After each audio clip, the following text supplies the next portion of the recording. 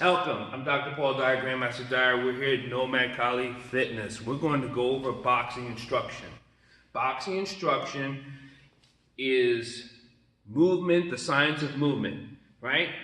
We do a lot of things here at Nomad, and that's great. We do a lot of combat Kali fitness and stuff. That's awesome. But tonight, we're going over boxing science. Okay? So the boxing science. When we talk about boxing science, we talk about, all together collectively, we talk about what? Breathing, and movement, right? And when we talk about breathing, balance, and movement, what are we really moving? Everything? What are we balancing? All things? And what do we have to do to move that? We have to move, right? In that is a structure, okay? Let's get into a straight boxing stance. Now, I need someone to move this camera to our feet. Move it down to his feet. Go for it. Tilt it down. So, when we're talking about, on his feet, there you go. When we're talking about structure, right? Boxing starts from the feet. If these aren't right, raise it up to his hands, these will never be right. Back to his feet. If these aren't right, this hands up here, well, hands back to the hands, back up to the hands. The hands would never be right. Okay? So, when we want to get into what you call a structure stance depends on your body type, your flexibility, and actually obviously your size. So, we want to get into this little speed 45 dance step. Okay? Right? There is a measurement, there's a circumference of measurement between height, width, and a person's weight. Okay? If I'm too out here, what I call you is too fat.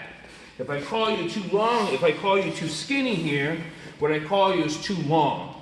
Here, you're too short, right? Or too thin.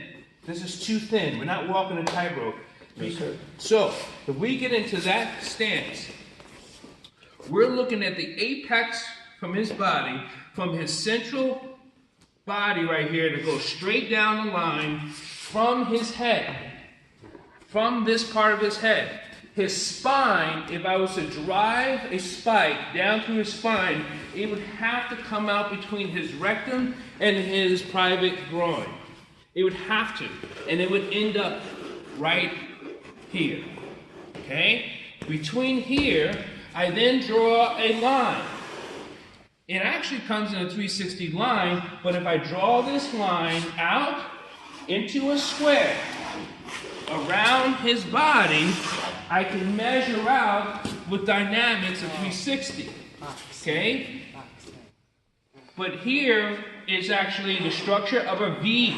We have pressure between these two thighs, between this 3 toes and these 3 toes with no heel pressure.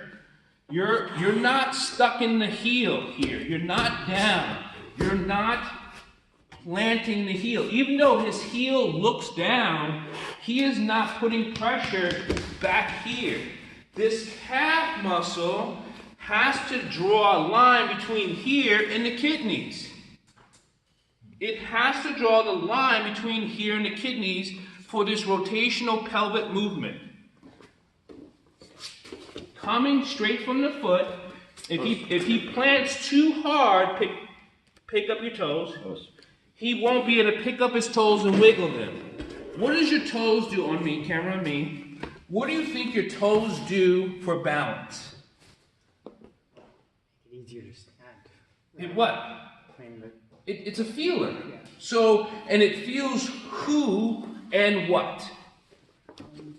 It feels the ground and what?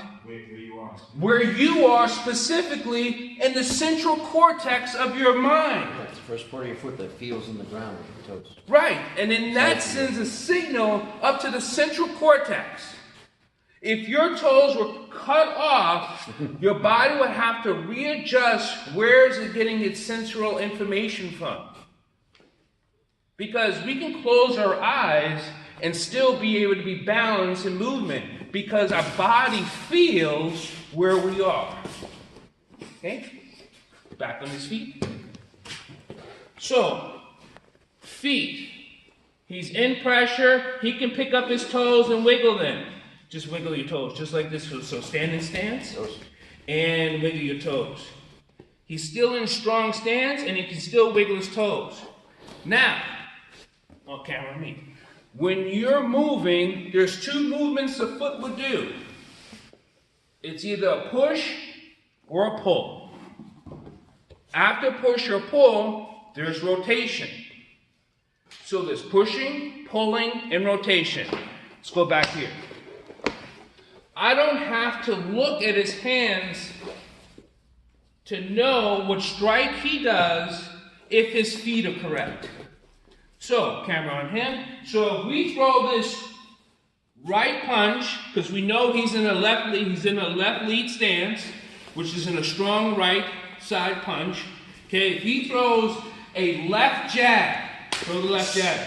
You can see how, let's get back the camera down here. Let's go back again. Throw the left jab. You see how he's got to push, not slide. He's not sliding with the thigh. The thigh does not pick and move. He's got to push. This thigh has to control the pressure between his core and the center line because he still has attackable sides. This thigh cannot break in. If he's, camera on me, if you're only a boxer, then I guess we don't have to worry about breaking this leg in, do we? Because in boxing, in rules of a ring, I'm only allowed to do this. Hit in here. I can't hit back here. I'm unable to tackle. Okay? So, but when you're still studying the science of movement of boxing, you still got to understand pressure, push, move, rotation. Back to his feet. Left jab, pushing through these toes. This toe, if it's grabbing, will pull his whole backside pressure off. I'm going to see if you can see this on camera, but I want you to try to push this toe in the ground, Sensei. Now I want you to strike and push that toe. And I want to see, now he's going to push that toe in the ground just like that as he's striking. Put camera on me. And I want, okay, again. Okay, I want you to, I want you to now notice the way his body feels rigid.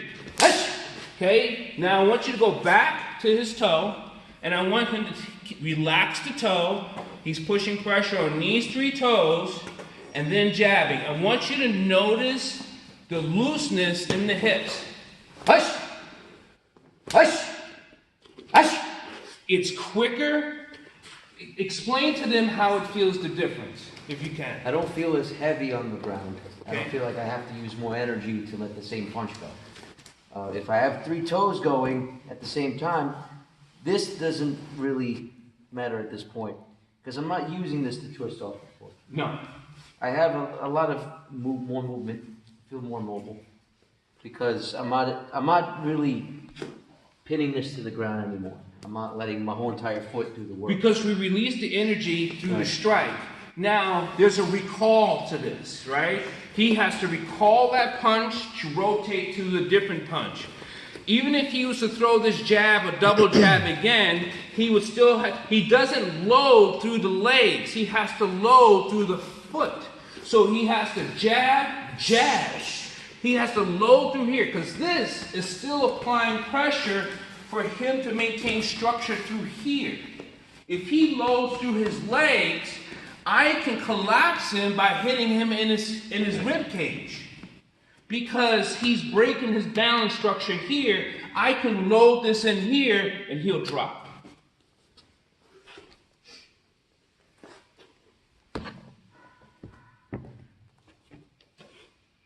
That is the simplest thing I'm going to talk about here at Nomad. When we talk about boxing, we got to work on footwork. Footwork is so important. I don't care. We can do this magic show and throw 10 punches. We can do this magic show all night. Because if you still don't know what he's doing with his feet, this is all just a puppet show. That's all this is. We like puppet shows. I like puppet shows. I've gone to different magic shows. I have a great time. I clap. I pay my little ticket. But I'm not betting on a magic show to fight in combat when he's coming up another combatant and he's really got to strike me with power, speed, breath, balance, and movement. If it's not proper, this breaks down. I am sick and tired of people talking about, I'm a Muay Thai fighter. You mean you fight in Thailand? You learn boxing in Thailand? You're learning the techniques of Thai boxing, which is 8 limbs. The reason why they call it 8 limbs, because they're allowed in their country to use what?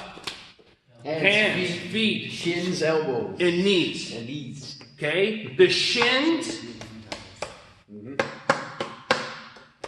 all that are shields. These were shields. The striking for the 8-limb art in Muay Thai was hands, elbows, knees, and feet. 2, 4, 6, 8. 8 limbs. They were for special purposes. The hands turned into daggers. Elbows turned into different types of weapons. The shield, hold this. Sure. Whack. Yes. Whack. Yes. Whack. Whack. Yes. Whack. Yes. Whack. Yes. Whack. Yes. Whack. Yes. Whack. Yes. Whack. Yes. You have to strengthen this. If you're just going to call yourself a Muay Thai fighter and don't know how to strengthen your body as a complete weapon, you're laughing. I mean, it's a joke. We're not going to build you here at Nomad as a joke. We're going to teach you the art, to teach you the science of the art. We're going to teach you really how to do it. It's up to you to practice the art. It's up to you to come train the art, but don't just say, this is what I do, and not know what you're doing. We will not have that here at Nomad. No, sir. Those other schools can do that. Come learn Muay Thai. They use it as a sales pitch. We will not sell you bull. We're going to teach you the art. The art of combat, the art of fighting, and the art of getting home. Mentally, physically, and complete spiritually. The balance. It does take time. I get it. I get it. This is not an ad. Okay? And this is what bothers me about many schools says, oh, we come here to do this and this. They don't do anything. They don't know anything about the 8-limb fighting. They don't know anything about how to move what you call double arm moves. They still do this and they raise the legs up to try to do the check. I've never walked into one school, hands down, feet down, and I saw them practicing Muay Thai and they're boxing, boom, boom, boom. I've never seen them practice that rotational move, and it's there. That one spinning elbow. Or that one spinning elbow, or the overhead elbow coming down. I've never seen it done or taught. Why? Because this rotation is a difficult one if you don't have what? Balance. People barely have balance doing this. That is. And if you don't know how to, he's going to throw this jab, and I'm going to cut it with my elbow, and then come with this back head strike. Because I'm moving in that direction. So he throws this, block, boom, boom, boom. That's the strike. And we're not talking about the rotation of the knee coming down after that, because I'm spinning. Because I'm using my body as a what? A weapon. Cannon. Everything. If it's going, it's gone. Okay? Any questions this far? Awesome. Let's get training. Welcome to Nomad Kali Combat Fitness. Ooh.